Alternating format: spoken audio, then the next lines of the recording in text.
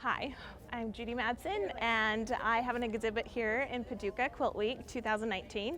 I'm super honored to be able to share my quilts with you, and the exhibit is called Ordinary Quilts and Extraordinary Quilting. So I have been quilting for a long time, long arm quilting, and I use my A1 quilting machine, and it's fabulous. And I guess I should say I've been quilting for over 15 years. So the quilts, this one is actually the first quilt that I quilted in this exhibit, not my very first, because if this was the first, then you would be like, whoa, that's awesome. Anyway, because right now I can look at this quilt, I don't know if you guys can show me, and I can pick apart everything that is not awesome about it.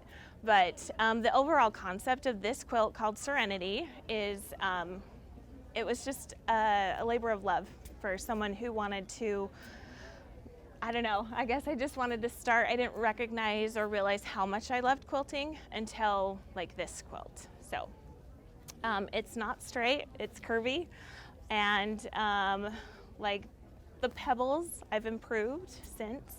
And I can't even remember when this was, like maybe 10 years ago that I made this one? Maybe? I don't know. Anyway, so enough about this quilt. This is Gypsy. The whole concept of this quilt is to have a beautiful regular or ordinary quilt block, but this isn't really ordinary. There's a lot of pieces in here.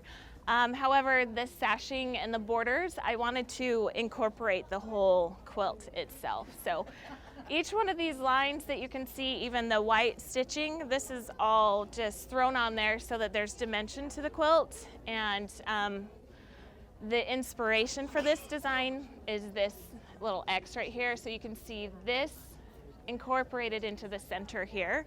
So everything that I do as far as quilting, there's a purpose and a reason for the lines that I put in each quilt, and that's what I've done with Gypsy. So this quilt right here is my Just Call Me Modern. So I don't know if y'all know, but there is a modern movement in quilting and I can't quite grab onto it. And so what I did with this quilt is I pieced it as one piece and then I cut it in half. And that's where I get the modern feel. So you can see that these match together. And then what I took is this border here with all this stitching and everything, just in the white borders, over 30 hours of quilting.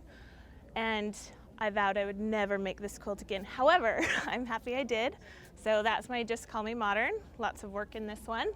So right now I'm standing between two of my Star Crossing quilts. And this was a quilt that I made for my second book, published with AQS Publishing. It's called Secondary Designs with Judi Madsen. This is the first one I did, and I didn't like how it hung. I used, I believe, some wool batting with some cotton, and then I switched it up and did some cotton and 80-20 together on this one. So because I didn't like how this one turned out, even though right now I look at it, it's beautiful, I washed it and tried to stretch it out and make it all flat. But you can see the difference. I don't know if you can see the difference, but the size of one being washed and one not being washed. And they still look really good, and it's proof that you can add a lot of stitching to a quilt and have it still be really nice. And you know, I wouldn't use them as like a cuddle quilt, but you could if you wanted to. However, and I just love how both of the designs worked out. And so yeah, another example of my quilting. Okay, we can move on to a couple more. Okay, so this next quilt I'm going to talk about, this is my North Star. As you can see, it is a white quilt, which I love, white, and I love playing with white thread. And the whole concept of this quilt is to bring everything together. So you can see this center, this is, these two blocks are like the North Star, and then they all connect through here and up and around through each one of these blocks. So the way this quilt was put together is like in traditional rows, but the way I quilt it, it makes your eyes kind of change with the quilting. So that's what I do, but I want all the stitching to kind of match. And then on the outside, you can see with the points, we're just really emphasizing the beautiful points in the piecing. So again, I love to make sure that the quilting goes with the piecing and taking these ordinary pieced quilts and changing them with the quilting. So that's what I did, was North Star. All right, so the last few quilts I want to talk about, they're from my first book, Quilting Wide Open Spaces. One thing I want to point out is that I do quilt free motion. So all of this stuff that you're seeing is anything that's straight would be ruler work, or the wavy stuff, that's all free motion. And I'll make stencils and whatnot, and I offer those in my book as well. So like, for example, this one here, that has been drawn on, and then I free motion quilt it. So this is my Queen's Cross, which I think just turned out fabulous. And then this is my Irish Lass. One of the things I wanted to do with this one is, traditionally with like an Irish chain quilt, they were quilting just in that square part.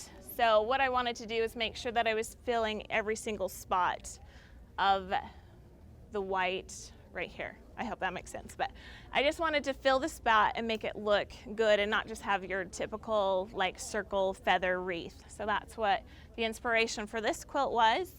And then the first one for this quilt, this is my In the Meadow.